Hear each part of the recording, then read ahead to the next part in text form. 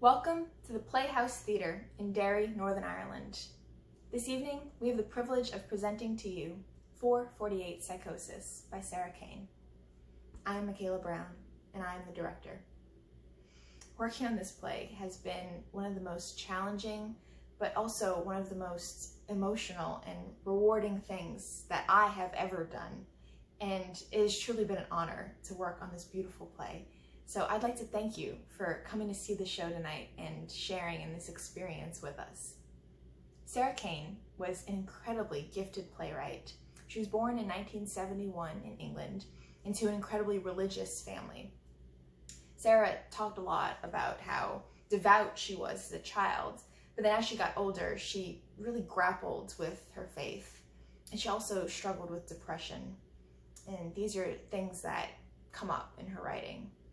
She wrote a total of 5 plays and 1 short film, with her last play being 448 Psychosis.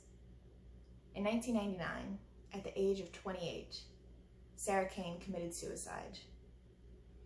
Obviously, the themes of this play were very real to her. However, what you're about to see tonight is not her autobiography. This play is not her journal. It is not a suicide note. She wrote it over the course of a year and is incredibly well written and thoughtfully constructed. And I think to call it anything other than what it is, which is a play, is very disrespectful to the amount of work and thought that she put into writing it. She made it very clear that this was meant to be a play. And she said that about all of her plays. She said, I don't want them to become museum pieces. Get them on a stage. Now, when Sarah Kane first began, she really shook things up about the definitions of what belongs on stage and what doesn't. Her first play, Blasted, when it debuted in London, it really shook up the theater scene there. Sarah believed that anything could go on stage. And she said that actually to say that something, to exclude it from art, is to deny its existence.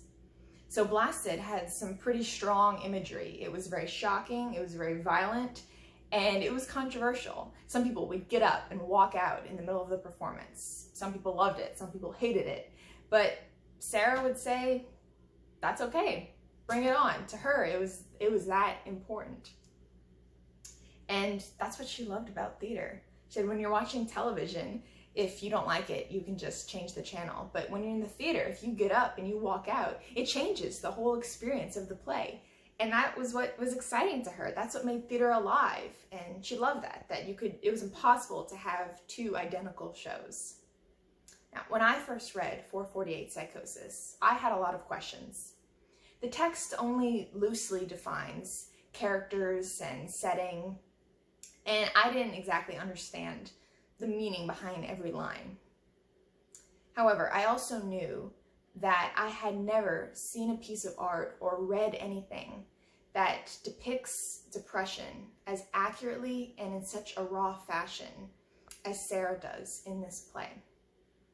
And in the process, I learned that I may not understand the meaning, or at least not understand Sarah's meaning behind every line, but that doesn't mean that it doesn't have meaning. Sarah would ask the question, what role do you play? An audience member, what role do you play in the theater? And I asked myself that too. And I say, at least tonight, you are a participant. You're a part of this. So I want you to think to yourself while you're watching this play. In a way, watching this, it's like we're peeking in and seeing something that we shouldn't be seeing. Like we're invading almost. In this play, we see the deterioration of a heart, of a soul, of a body, of a love.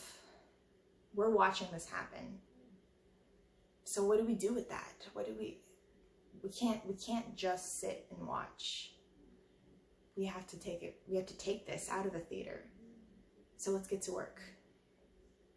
In the lobby today, we have services from an organization from right here in Derry, Action Mental Health, is here to share with you the services that they provide, and they'll be here for the duration of the show. So if at any point you need to step out, they will be there if you need somebody to talk to during or after the show. Ladies and gentlemen, thank you for coming. Please open the curtains.